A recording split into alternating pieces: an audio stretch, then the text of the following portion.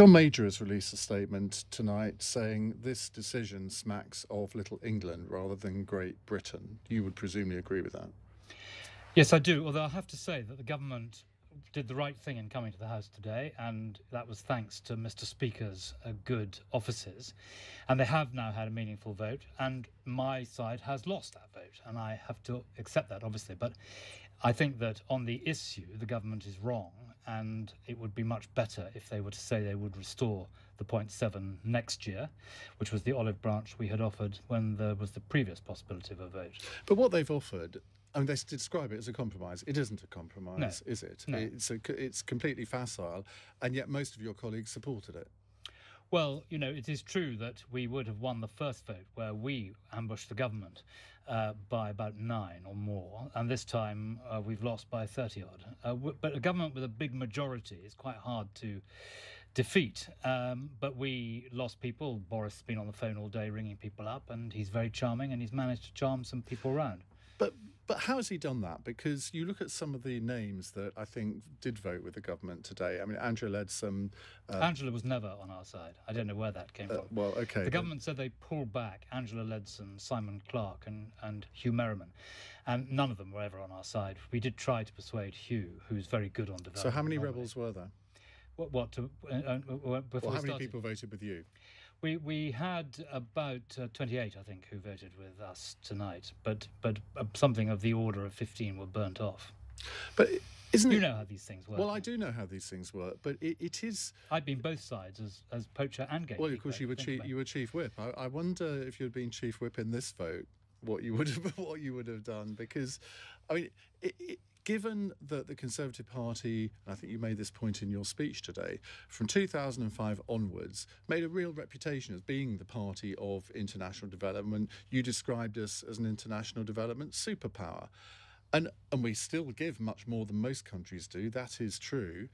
But what signal does this decision send, not only to voters in this country, but to countries that we presumably want to open up to as global Britain? Well, I think it sends a number of signals that are important. First of all, on any objective basis, we are no longer leading the world on development, which is not about money only. It's certainly about putting your money where your mouth is, but it's also about bringing together the sort of great thinking of Britain's universities, the skill on the ground of many of these brilliant international charities, which are British-led, and of course the think tanks. And all of that means you develop a policy which other countries copy and implement. And I think a lot of that has begun to take a back seat. But certainly we learnt in 2015 that it took the Tories 23 years to get an overall majority, and we got an overall majority because we won seats which had previously been held by Liberal Democrats. And the reason we won those seats is because under David Cameron it was clear that the Tory party was in a very good place on development, and people of a sort of liberal centre-left view could vote Conservative rather than for the Liberal Democrats or for Labour, because they knew that the government really prioritised this issue. And I'm incredibly proud of having served as the Development Secretary in a government which, in spite of the austerity that Britain was going through, declined to balance the books on the backs of the poorest people in the world. I mean, the government argue, well, we've spent £400 billion on COVID. We've got to bring borrowing back under control, an argument that you and I would probably both agree with. Yes. But this decision is going to save around £4 billion. Now, that is a lot of money, but in the wider scheme of things, it's not a lot of money.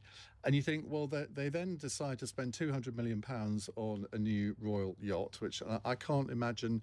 I've yet to see anybody who thinks that this is a particularly brilliant idea. And again, the comparison of the two things, it just sends out all the wrong signals to the very people that actually enabled David Cameron to get majority in 2015. Well, that is the danger. And if you narrow your party's DNA, you take a risk that it may take another 23 years to get an overall majority. Boris has been very successful at widening the DNA to take in the so-called red wall seats. But that is, above all, a Brexit issue, and Brexit is working its way through the system now. It's a reality, and we need to make sure it beds down well. But it will work its way through the system. And if you narrow the DNA of your party, that is, in my judgment, unwise. And you asked about the impact. The impact is not just on Britain's reputation, it is on the lives and opportunities and chances in the world of hundreds of thousands of people. And if you take, for example, the cut of 90% in our support for neglected tropical diseases, which mercifully the philanthropists are diverting some money for 1 year only to fill the shameful going back on its word of the British government. Now, if you look at something like that, that kills and maims and blinds and causes disability. And we've made such progress. You know, the British government and the British taxpayer have invested so much really good money in that. If the philanthropists had not stepped in, we would have had to burn or destroy 250 million tablets, vaccines and other treatments for neglected tropical diseases. So it's illogical, but it's not just that it affects Britain's reputation.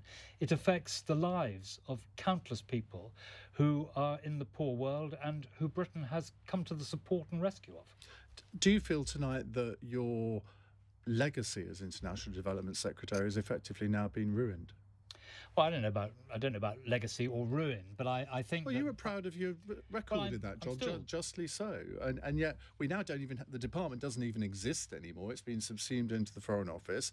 The budget has been cut, and I mean, if you had still been in the cabinet when this was happening, I suspect you would have resigned over it. Well, of course, but. I mean, I think that is wrong. I've argued against it. I've lost the vote, or we've lost the vote today, but. This is an important part of Britain's contribution in the world, and I very much hope it will come back, and I hope that we will be able to persuade people. And that's not just about persuading people in Parliament, it's also about persuading a sceptical public that this is very important expenditure. It doesn't just help the people who we want to support, who are very poor and are conflict-ridden and face all the difficulties associated with that. It also, in Britain, makes us safer and more prosperous because it elevates the social condition of people who otherwise could easily fall prey to terrorists or might want to migrate into Europe and come to Britain. Britain's development policies, our strength and our leadership was tackling those two problems, which are problems for us in the UK, very directly. The government may say, well, look, this is actually clever domestic politics because we won all of those red wall seats. We get 48% of the working class vote, and many of those voters will think charity begins at home and we should be spending the money here before diverting it overseas. Is there anything in that argument? Well, not much. I mean, first of all, charity does begin at home, and we all obviously want to make sure our constituents are looked after, but it doesn't end at home. And that was the point I was making about also why it's in our interest as well as the right thing to do. But, you know, it's very patronising to suggest, as one Treasury Minister did to me, that 81% of people in the red wall seats support this cut. It depends on the question you ask. If you say to people, do you want to send taxpayers' money overseas, their initial reaction will be no.